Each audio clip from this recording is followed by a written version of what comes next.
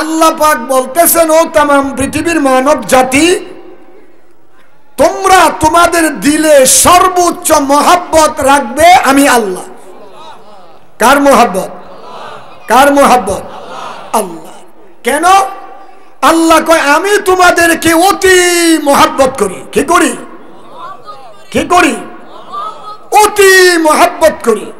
যে মহব্বত তোমার মাই তোমাকে করতে পারে না, যেই মহব্বত তোমার বাবা তোমাকে করতে পারে না, যেই মহব্বত তোমার স্ত্রী তোমাকে করতে পারে না, যেই মহব্বত তোমার বন্ধু তোমাকে করতে পারে না, যেই মহব্বত তোমার নেতা নেত্রী তোমাকে করতে পারে না, সেই মহব্বত আমি আল্লাহ তোমারে করি। কথা কয় না? দুনিয়ার সবাই যার যার চিন্তায় ব্যস্ত, স্বার্থের জন্য মানুষকে বশীভূত করে। স্বার্থ যখন চলে যায় তখন সে তার কথা ভুলে যায়। কথা কয় না? আর বিপদ যখন দেখে তখন আর বন্ধু বান্ধবের খবর রাখে না। মাইন্ড করেন না, আমি আপনাদের বোঝার জন্য বলছি। রাজনৈতিক ওয়াজ আমার জীবনও করি না, এখনো করি না। আল্লাহ নিজে যে বলছে তোমার নেতা নেত্রীও তোমাকে এত মহব্বত করে না। যদি নেতা নেত্রী মহব্বত করত, বিগত 16 বছর 7 মাস 4.5 দিন যিনি দেশ প্রধান ছিল, তিনার জন্য, তিনাকে খুশি রাখার জন্য তিনার নেতা কর্মীরা জীবন দিতে প্রস্তুত ছিল। কিন্তু তিনি যখন দেশ ছেড়ে চলে যায়, একজন নেতা কর্মীর কথা মনে রাখতে পারে নাই।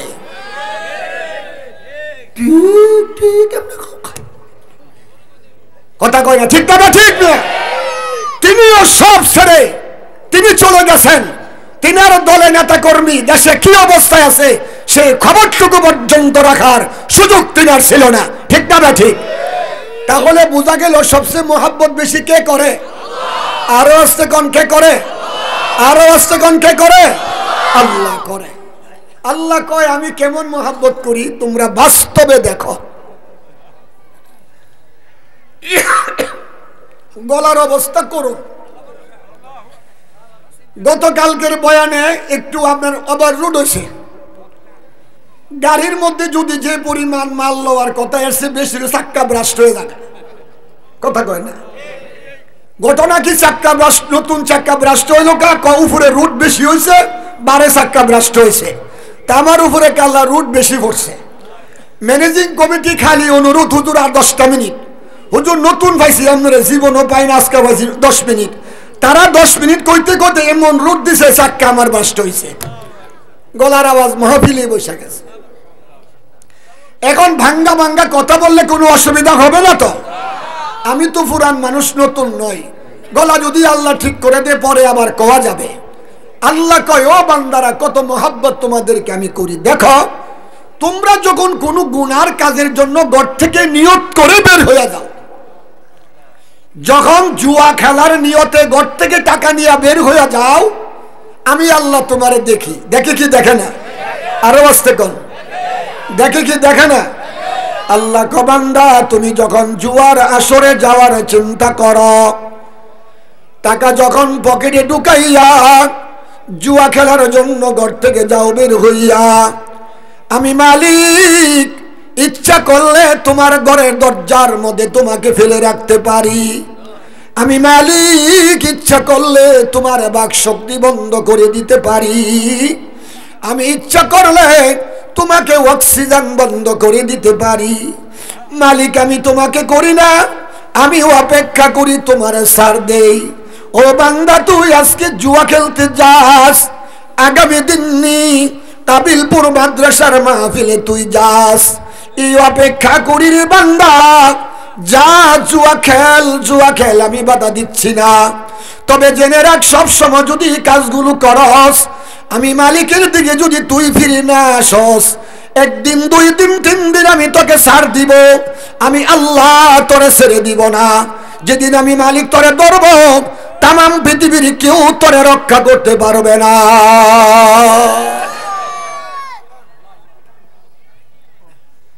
ইয়া দোস্ত, মালিক বলে, আমি তোকে দুনিয়ার জমিনের মধ্যে পাঠানোর পর 15 বৎসর বয়স যখন তোর হয়ে গেল, তার উপরে আমার সমস্ত বিধিবিধান চালু হয়ে গেল। দৈনিক 5 ওয়াক্ত নামাজ চালু হইল।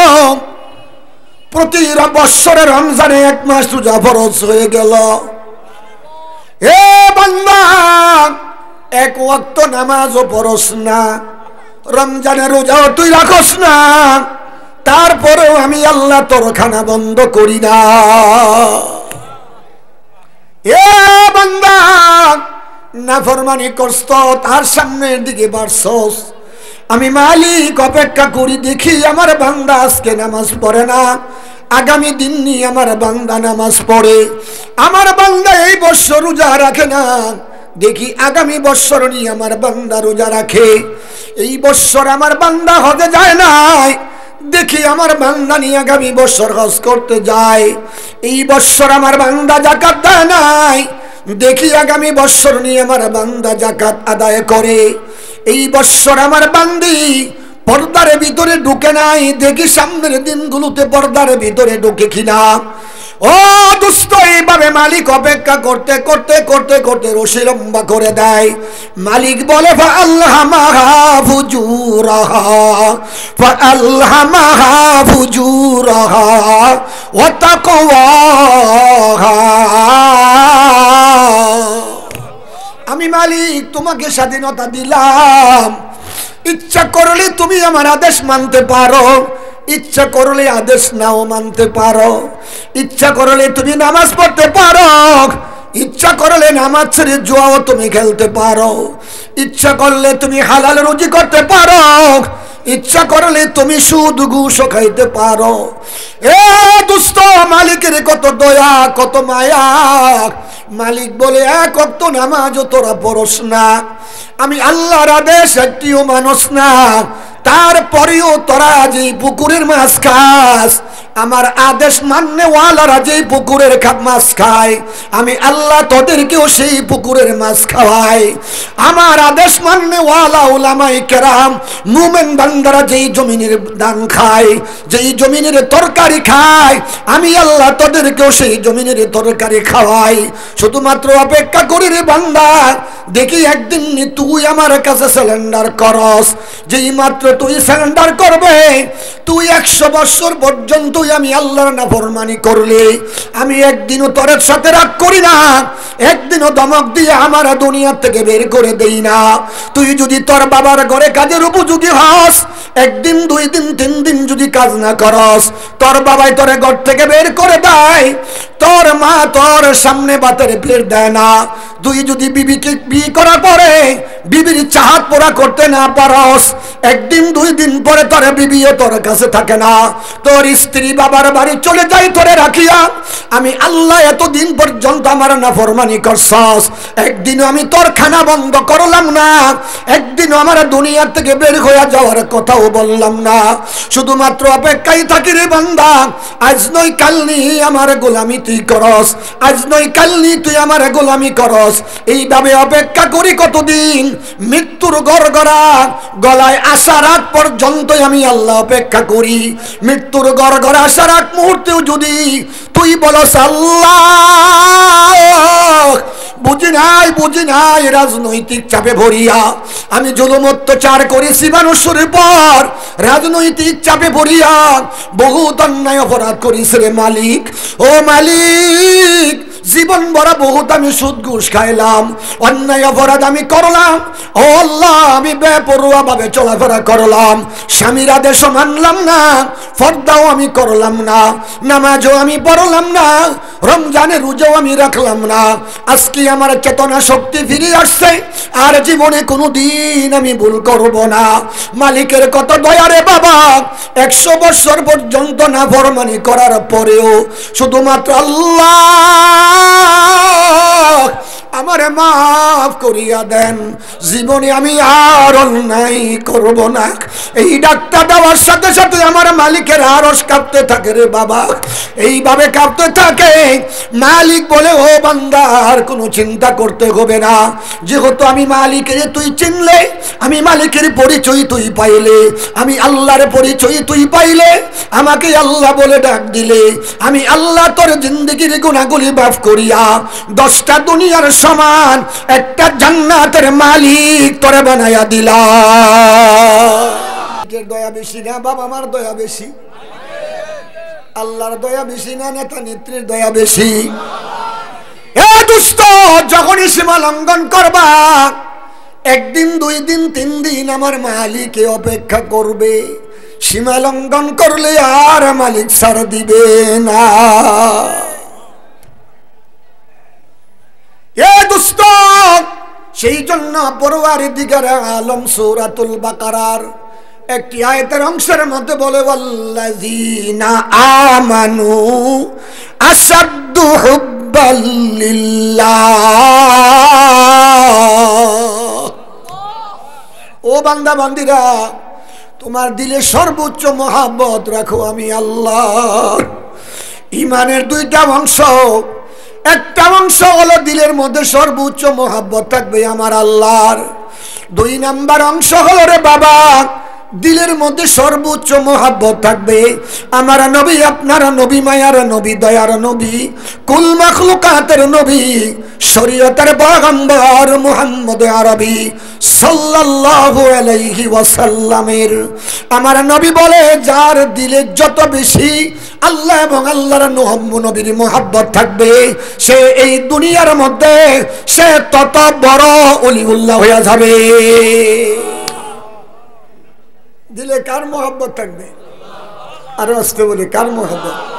এই দুষ্ট সন্তানকে মহব্বত করার কথা নিষেধ করা হয় নাই, স্ত্রীকে মহব্বত করার কথা নিষেধ করা হয় নাই, বাবা মাকে মহব্বত করার কথা নিষেধ করা হয় নাই, নেতা নেত্রীকে মহব্বত করার কথা নিষেধ করা হয় নাই, মুরব্বীদেরকে মহব্বত করার কথা নিষেধ করা হয় নাই। আমার আল্লাহ বলেছে মহব্বত করবা, তবে তাদের তুলনায় সর্বোচ্চ মহব্বত আমি আল্লাহরে করবা। তাদের তুলনায় সর্বোচ্চ মহব্বত আমার নবীকে তুমি করবা। আমার নবীকে যখন মহব্বত করবা, আমি আল্লাহরে যখন মহব্বত করবা, যারা দিলে 2 জনের মহব্বত যত বেশি থাকবে, সে তত বড় ওলিউল্লাহ হয়ে যাবে। যার দিলে আছে আল্লাহর ভয়, তার দিলে আছে আল্লাহর মহব্বত। যার দিলে আছে আল্লাহর ভয়, তার দিলে আছে আল্লাহর মহব্বত। আল্লাহ বলে, আমার মহব্বত যার দিলে যত বেশি থাকবে, দুনিয়ার সমস্ত মুসিবত থেকে আমি আল্লাহ তত বেশি রক্ষা করে রাখব। কোন মুসিবত তারে গ্রেফতার করতে পারবে না। ওলিও তো আমরা বুঝি না। এই দুষ্ট, এর ব্যাখ্যা বিশ্লেষণ করতে গিয়া কিতাবের মধ্যে একজন ওলির কথা উল্লেখ করেছেন, খাজা মঈনুদ্দিন চিশতি আজমিরি রহমাতুল্লাহি আলাইহি। তিনি একজন যুগ শ্রেষ্ঠ বুজুর্গ ওলি। তিনি ভারতের ভিতরে 3 জন 300 সাথী লইয়া দাওয়াতের কাজ করে। লা ইলাহা লা ইলাহা। এদিকে আগাই ভাই, লোক আরো অনেক দাঁড়ায় রয়েছে, এদিকে একটু আগান, জিকির করি আর আগাই। লা ইলাহা, জোরে সুরে লা ইলাহা লা ইলাহা লা ইলাহা ইল্লাল্লাহু মুহাম্মাদুর রাসূলুল্লাহ সাল্লাল্লাহু আলাইহি ওয়াসাল্লাম। খাজা মঈনুদ্দিন চিশতি আজমিরি রহমাতুল্লাহি আলাইহি যুগ শ্রেষ্ঠ একজন বুজুর্গ। তিনি 300 সাথী সঙ্গী নিয়া ভারতের ভিতরে দাওয়াত দিচ্ছে, লা ইলাহা ইল্লাল্লাহ, আল্লাহ ব্যতীত আর কোনো মাবুদ নাই। মানুষ আখলাক দেখে, মানুষ আখলাক দেখে, মানুষ তার লিবাস দেখে দলে দলে গিয়া কালিমার পতাকার তলে ঢুকে গেছে। সবাই গিয়া পড়ে লা ইলাহা ইল্লাল্লাহু মুহাম্মাদুর রাসূলুল্লাহ, কিন্তু এলাকার কিছু নেতারার গায়ের মধ্যে আগুন ধরে গেছে। হায় হায়, যে অবস্থা দেখা যায়, আমাদের ভারতের ভিতরে একজনও হিন্দু থাকবে না। এই দল কোত্থেকে আসলো, কি জাদু তারা করতেছে। তাদের চেহারার দিকে তাকাইলি আমাদের বংশধর গিয়া ধর্মের মধ্যে চুনকালি লাগাইয়া, আমাদের বাপ দাদার ধর্মের মধ্যে চুনকালি লাগাইয়া নতুন ধর্মের মধ্যে গিয়া দীক্ষিত হচ্ছে। তাদেরকে এলাকার থেকে বিতাড়িত করতে হবে। এটা ইসলামের বিরোধিতা করা মুসলমানের কাজ না বিজাতির কাজ? আরো আসতে কন, ইসলামের বিরোধিতা করা মুসলমানের কাজ না বিজাতির কাজ? ইহুদিদের কাজ, খ্রিস্টানদের কাজ, হিন্দুদের কাজ। আপনারাই বিবেচনা করে বের করেন, বাংলাদেশে ইসলামের বিরোধিতা বহুত মুসলমান করেছে, ঠিক না বেঠে?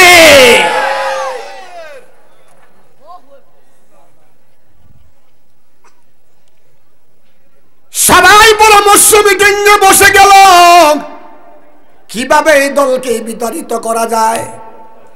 দুষ্ট বিগত দিনেও কিন্তু উলামায়ে কেরামকে ওয়াজ নসিহত বন্ধ করে দেওয়ার জন্য বিশাল একটা ষড়যন্ত্রের জাল বনেছিল। আমার মতো ব্যক্তি কি অনেক জায়গায় ওয়াজে গেলে 33 বছর বয়ান করতেছি, 34 বছর 25 সালে চলছে। আমার মতন ব্যক্তিরে 12-14 বছরের বয়সী ছেলেরা কাগজ লেখা পিছন দিকে ধরায় দিছে, হুজুর এই বিষয়ের উপরে কথা বলবেন, তার বাইরে কোনো কথা নাই। একদিন আল্লাহ নাজের রাগের মাথায়, আমি বুঝতে পারি না কি হবে, পরে রাগের মাথায় থাপা থাপা ধরছি, হাট বেয়াদব, তোর বাড়ি কই? তুই আমার আদেশ করার কে? আমি কি বয়ান করবো, তুই আদেশ দেওয়ার কে? তোর মতন ফুলামন্ত বহুত আমার রয়ে গেছে। তারা সবাই গুল হয়ে বসছে। কারা বসছে? নেতারা। নেতারা কত নেতা হয়ে গেছে খেতা। নমরুদের মতো নেতারই কোনো অস্তিত্ব নাই। ফেরাউনের মতো নেতা, যিনি খোদাই দাবি করেছে, যে পাপিষ্টি, তাকে মৌলাই যে দেশে খোদা দাবি করছে, সেই দেশে তারা সুটকি বানাইয়া কিয়ামত পর্যন্ত বিশ্বের সর্বশ্রেষ্ঠ জাদুঘর কায়রো জাদুঘরে তাকে শুয়ে রেখেছে। তার পিছনে মূল কারণ তফসির মারিফুল কোরআনে মুফতি আজম সফিজা হুজুর রহমাতুল্লাহি আলাইহি তিনি লেখে, ফেরাউনকে বিনা মেডিসিনে, বিনা মবিতে কায়রো জাদুঘরে শুয়ে রাখার পিছনে মূল কারণ হলো, তার মতন কোন জালেম যদি দুনিয়াতে আসে, তারা যেন ফেরাউনের লাশ দেখে শিক্ষা গ্রহণ করতে পারে। তফসির কিতাবে লেখে, আমার কথা নয়। মুফতি আজম সফিজা হুজুর রহমাতুল্লাহি আলাইহি লেখে, কায়রোর জাদুঘরে ফেরাউনকে রাখার মূল কারণ কি? সে তো মিশরের খোদাই দাবি করছে। মাবুদ বলে, যে দেশের খোদাই তুমি দাবি করলা, এই দেশেই তোমার লটকা মাছের শুটকি বানাইয়া শুয়া রাখলাম। তোমার মতো খুদা যায় শুটকি হয়ে গেছো, তুমি যে নকল খুদা তাম পৃথিবীর মানুষ যেন বুঝে। ঠিক? খুদা কয়জন? খুদা কয়জন? আরো জোরে কয়জন? এক খুদা, এক খুদার উপরে যদি কেউ খুদাই দাবি করতে চায়, ওরে বাবা, তার অস্তিত্ব নাই। আল্লাহর কোরআনে প্রমাণ করে, মিল্লাতা আবিকুম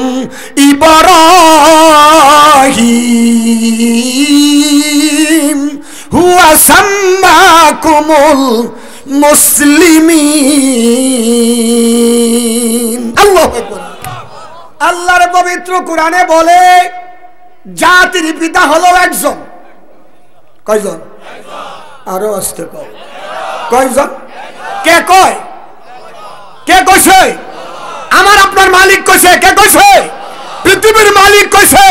মিল্লাতা আবিকুম ইব্রাহিম হুয়া সাম্মাকুমুল মুসলিমিন। এ দোস্ত, মালিক বলে পবিত্র কোরআনে জাতির পিতা হলো মাত্র একজন। বাংলাদেশে বাবা জাতির পিতা হয়ে গেছিল দুইজন। কথা কয় না? যদিও জাতির পিতা বলে নাই, জাতির জনক বলেছে। জনক অর্থ বাবা। এই বাবা জাতির জনক বলা হয়েছে। আমার মালিক বলছে আসল পিতা যিনি, কিয়ামত পর্যন্ত বহাল থাকবে তিনি। নকল পিতা যিনি, অস্তিত্ব হারা হয়ে যাবে তিনি।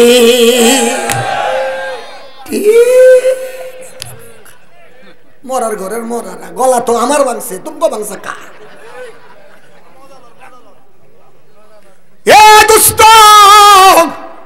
কথা প্রাসঙ্গিক কথা আসবে, কোরআনের আয়াতের ব্যাখ্যা রাগ করিয়েন না। আপনাদেরকে কয় না জীবন ও রাজনৈতিক আমি বুঝি না, সত্য কথা। বহুত নেতার সঙ্গে আমার বন্ধুত্ব রয়ে গেছে। ও দুস্তরা শোনো, যেই মাত্র দাওয়াতের কাজ করে নেতারা বাবা গুল হইয়া ঘরে বসে গেছে। কিভাবে এই জাতিকে ভারত থেকে বিতাড়িত করা যায়? ইমানদারের পিছনে শক্তি কার বলেন তো? ইমানদারের পিছনে শক্তি কার? আল্লাহর। আল্লাহর শক্তি আছে যার সাথে পৃথিবীতে ভয় নাই তার, ঠিক না বেঠে? পরামর্শ, এখন কে গিয়া বাধা দিবে? বাধা দিব কে গিয়া? এই সাহসটা কেউ করতেছে না। এ দুষ্ট, সব নেতারা মিলে চিন্তা করলো আমাদের প্রধান নেতা হইল কীর্তিরাজ। সে হইল গভর্নর, ভারতের গভর্নর, সবচাইতে বড় নেতা। তার কাছে গিয়ে আমরা অভিযোগ করি, প্রধান নেতাই হুকুম দিব সেইভাবে আমরা বাবা কাজ করব সেইভাবে। ওরে বাবা, এখন বোঝা যায় প্রধান নেতার হুকুম পাইয়া কাজ করেছে যারা, কারাগারে আজকা ঢুকছে বাবা তারা। কি কথা কোন একা? এই মিয়া প্রধান নেতা কি বলবে সেটা শোনা যাবে না, শুনতে হবে সেটা আল্লাহর আইন মোতাবেক সঠিক কিনা, আল্লাহর কোরআনে আছে কিনা, আমার নবীর তরিকার মধ্যে আছে কিনা। প্রধান নেতা তার ক্ষমতা রাখার জন্য কত কিছুই বলতে পারে, তার হুকুম মানা যাবে না। নবী বলে ক্বালান নাবিয়্যু সাল্লাল্লাহু আলাইহি ওয়াসাল্লাম লা তাআতা লিমাখলুকিন ফি মাসিয়াতিল খালিক। আল্লাহু আকবার। নবী বলে যদি তোমার বাবাও তোমার আদেশ করে, তোমার মাও যদি তোমার আদেশ করে, তোমার স্ত্রী যদি তোমার আদেশ করে, সেই আদেশও তুমি মানতে পারবা না যদি সেই আদেশের উপরে আমার আল্লাহ এবং নবীর অসন্তুষ্টি থাকে। তো মা বাবার হুকুম যে জায়গাতে মানা যায় না, এই জায়গাতে নেতার হুকুম মানি না, তোমরা কেমনে এত বড় অপরাধ করলা? কথা কয় না? তো তোমরা সাজা খাটবা না, খাটবো কেন? আমি খাটতাম।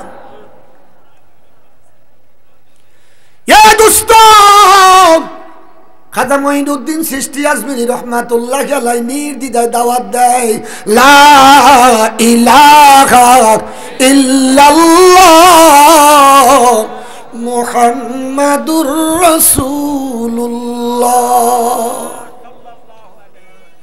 একটা দাওয়াত দিচ্ছে, ও দুনিয়ার মানুষ, নেতা নেত্রীর পূজা ছাড়ো। ও দুনিয়ার মানুষ, তোমরা মূর্তি পূজা ছাড়ো, গাছ গাছের পূজা ছাড়ো, নেতার আনুগত্য তোমরা ছাড়ো, একমাত্র আমার আল্লাহর উপর ঈমান আনো, একমাত্র আমার আল্লাহর উপর ঈমান আনো। যদি দুনিয়াতে শান্তি পেতে চাও, আখিরাতেও শান্তি পেতে চাও, অনন্তকাল জাহান্নাম থেকে বাঁচতে চাও, তাহলে তোমরা এক আল্লাহর উপর ঈমান আনো। আমার আল্লাহ বলে যেভাবে তোমার জীবনটা চালাও রে বাবা, সেইভাবে। খাজা মঈনুদ্দিন চিশতি আজমিরি রহমাতুল্লাহি আলাইহির কোনো চিন্তা নাই, কারণ তিনার মধ্যে ইমানি শক্তি আমার মালিকের শক্তি দেওয়া আছে। ও দুষ্ট, মালিকের শক্তি যার মধ্যে আছে রে বাবা, তার কোনো ভয় নাই। এবার বিজাতিরা ও বাবা ভারতের গভর্নর কীর্তিরাজের কাছে গিয়া জড়ো হয়ে গেল। ও আমাদের নেতা গভর্নর, আমাদের এলাকার মধ্যে একটা দল জানি কোত্থেকে আসছে চিনি না, তারা আসিয়া কি জানি জাদু করলো। এলাকার মানুষ দলে দলে গিয়া ধর্মের মধ্যে, আমাদের বাপদাদার ধর্মের মধ্যে চুনকালি লাগাইয়া নতুন ধর্মের মধ্যে তারা ঢুকিয়া যাচ্ছে। আমরা আপনার কাছে অভিযোগ নিয়ে আসলাম, এখন কিভাবে তাদেরকে এলাকার থেকে বিতাড়িত করা যায়। কীর্তিরাজ একটা পরামর্শ দিয়া দিল, এমন ক্ষুদ্র একটা দলের সঙ্গে যুদ্ধ করা ঠিক হবে না, তাদের সঙ্গে জাহাদ করা ঠিক হবে না। শুধুমাত্র একটা কৌশল অবলম্বন করো, গিয়া তোমরা ঘোষণা দিয়া দাও, আমাদের এলাকার থেকে তোমরা পানি নিতে পারবে না। মুসলমান যদি পানি না পায় তাহলে তারা উযু গোসল করতে পারবে না, নামাজও তারা পড়তে পারবে না, কোরআন তেলাওয়াত তারা করতে পারবে না, তারা খানা খাইতে পারবে না, এলাকা ছেড়ে এমনিতে তারা চলে যাবে। শুধুমাত্র একটা কৌশল অবলম্বন করো, তোমরা গিয়া ঘোষণা দিয়া দাও, আমাদের ভারতের কীর্তিরাজ গভর্নর সাহেবের আদেশ, আমাদের এলাকার থেকে কোথাও থেকে এক ফোঁটা পানিও আপনারা নিতে পারবেন না। কি বন্ধ করছে? পানির নাম অপর, পানির অপর নাম জীবন। পানি বন্ধ হলে সব বন্ধ। হে দুষ্ট, দলে দলে মানুষ আসিয়া ওই খাজা মঈনুদ্দিন চিশতি আজমিরি রহমাতুল্লাহি আলাইহির সাথী সঙ্গী যে 300 সঙ্গীদেরকে নিষেধাজ্ঞা জারি করলো, কোথাও থেকে এক ফোঁটা পানি আনতে পারবা না।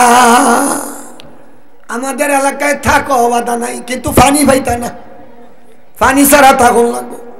পানি আনতে গেলেই তোমাদের উপরে আক্রমণ। এবার বাবা 300 মানুষ, লক্ষ লক্ষ মানুষের সঙ্গে যুদ্ধ করা সম্ভব নয়।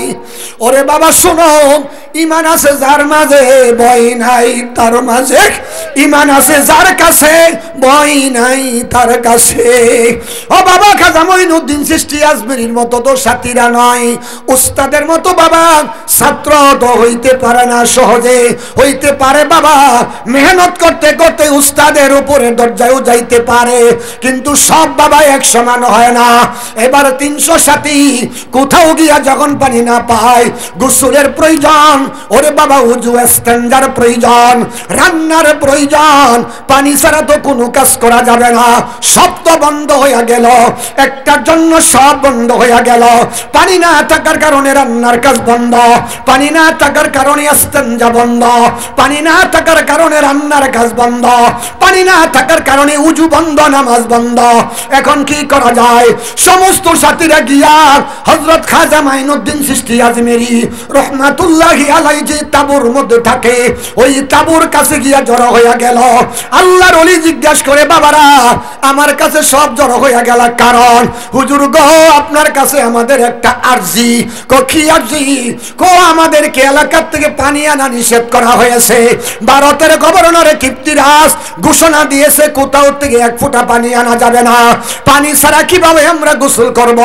পানি ছাড়া কিভাবে রান্না করব? পানি ছাড়া কিভাবে আমরা টয়লেট ব্যবহার করব? পানি ছাড়া কিভাবে আমরা উযু করব? এখন বড় পেরেশানিতে পড়ে গেলাম। এখন এই অবস্থায় কি করা যায়? আপনার কাছ থেকে ফয়সালা না আসা পর্যন্ত আমরা সিদ্ধান্ত নিতে পারি না। ও বাবা, দুষ্ট বুঝবালা করিয়া, দুষ্ট বুঝবালা করিয়া আল্লাহর ওলি খাজা মঈনুদ্দিন চিশতি আজমিরি রহমাতুল্লাহি আলাইহি বলল, বাবারা চিন্তার কোনো কারণ নাই, আল্লাহর পক্ষ থেকে ফয়সালা আসবে। তোমাদের তাঁবুর মধ্যে সামান্য কিছু পানি আছে কিনা বলো, যদি অল্প কিছু পানিও থাকে আমার কাছে তোমরা নিয়ে আসো। একজন সাথী দাঁড়ায়া বলছে, হুজুর আমার তাঁবুর মধ্যে মাত্র 1 বদনি পানি আছে। আল্লাহর ওলি কই, চিন্তার আর কোনো কারণ নাই, 1 বদনি পানি তুমি আমার কাছে নিয়ে আসো। 1 বদনি পানি যখন আল্লাহর ওলির কাছে নিয়ে আসলো, বাবা বিসমিল্লাহির রহমানির রহিম পড়িয়া পানির মধ্যে দম করিয়া বদ্রির মুখটা বাবা ডাক্তার দিয়া বেঁধে দিল, বললো এই বদ্রির নালা দিয়া পানি নাও আর তোমরা গোসল করো, এই বদ্রির নালা দিয়া পানি নাও আর তোমরা টয়লেট ব্যবহার করো, এই বদ্রির নালা দিয়া পানি নাও আর তোমরা রান্না করো, এই বদ্রির নালা দিয়া পানি নাও আর তোমরা উজু করো, নামাজ পড়ো, রান্নার কাজও করো, গোসলও করো, উজুও করো, নামাজও পড়ো। মালিকের দরবারে কত বড় মালিক, কত বড় অসীম মালিক, ওলির মুখের মধ্যে কত বড় বরকত দিয়া দিল।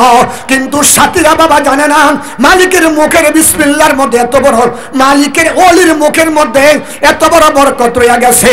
যে মাত্র বিসমিল্লাহ পড়িয়া পানিতে দম করিয়া পানিটা বাবা দিয়া দিল, ও বাবা এই অবস্থায় বদ্রির নালে দিয়া দিয়া বড় বড় ডিশের মধ্যে পানি লয়, বালতির মধ্যে পানি লয়, ডেক্সির মধ্যে পানি লয়। 300 সাথী গোসল করলো, 300 সাথী রান্না করলো, 300 সাথী টয়লেট করলো, 300 সাথী উজু করিয়া নামাজ পড়লো, 300 সাথী একসাথে বসিয়া খাইল, অপরিশিষ্ট এক বগ্নি পানি পুরাই রইয়া গেল।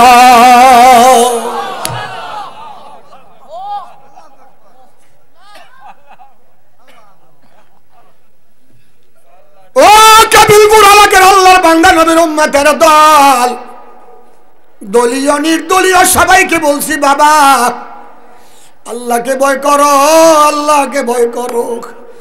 এদিক দিয়ে মালিকের কি ফয়সালা, মালিক বলে আমার নবীর ওয়ারিসদের পানি বন্ধ করে তোরা পানি খাইবে তা হতে দিব না। আল্লাহু আকবার বলো। আমার নবীর ওয়ারিসদের পানি বন্ধ করিয়া তোরা বিজাতি হইয়া তোরা পানি খাবে তা হতে দিব না। পানি কার হুকুম মানে? আরো আসতে কর। ভাদ্র মাসের শুরুতে, শ্রাবণ মাসের শেষ দিকে আপনাদের নোয়াখালী পানি দিছিল কে? কে দিছে? নিছে কে? দিছে কে? না প্রধানমন্ত্রী পানি দিছে? প্রধানমন্ত্রী পানি দিছে? পানি দিছে কে? নিছে কে? পানি আসলো কোত্থেকে, গেল কোথায়?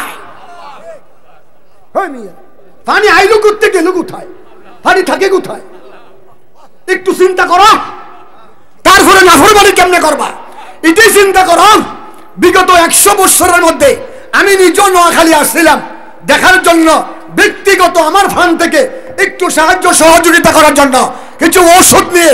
সামান্য এটা বলার মূল উদ্দেশ্য এটাই নয় যে হুজুরে প্রচার করছে না, খবরদারি বিশ করেন না।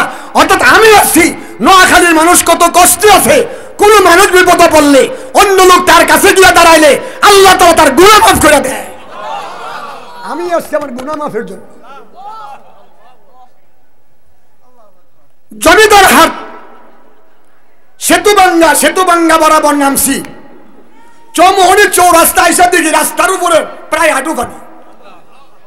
চৌমোহনীর চৌরাস্তার উপরে আইসা দিকে রাস্তার উপরে হাঁটু পানি। বাসের থেকে নামা এখন কাপড় চুপুরে আমি সব ভিজতেছে। ব্যাগের ভিত্তি করে জামা আনছি, লঙ্গি আনছি। পানি ভাঙ্গা কোনোরকম একটু আপনার উপরে আসছে, এখান থেকে রিক্সায় বাজার ব্রিজের উপরে আইছি, এখান থেকে সিএনজি দিয়া সেতুবাঙ্গা জমিদার হাট আসছি।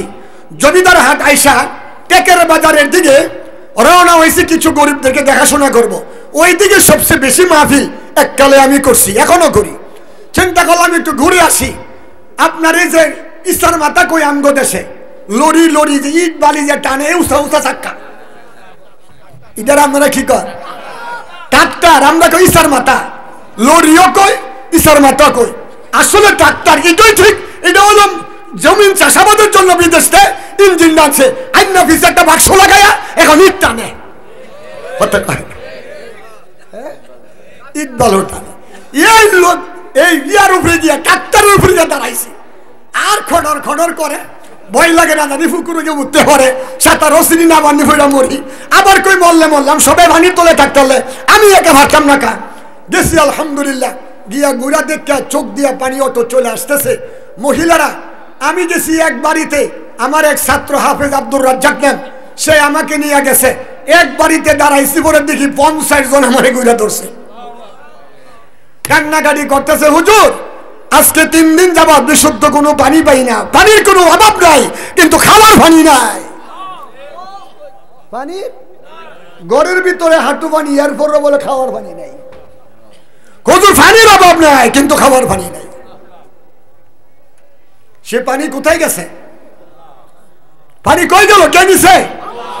আল্লাহ বলেছে, ও জমিন, আমার বান্দাদেরকে দেখানোর জন্য তোমারে হুকুম দিলাম পানি ছাড়ো।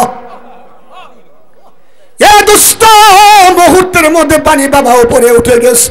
পানি বেশি হওয়াটা বাবা গজব, পানি না হওয়াটাও গজব। যাহারাল ফাসাদু ফিল বাররি ওয়াল বাহরি বিমা কাসাবাত আইদিন নাস লিয়ুযীকাহুম বা'যাল্লাযী আমিলু লাআল্লাহুম ইয়ারজিউন।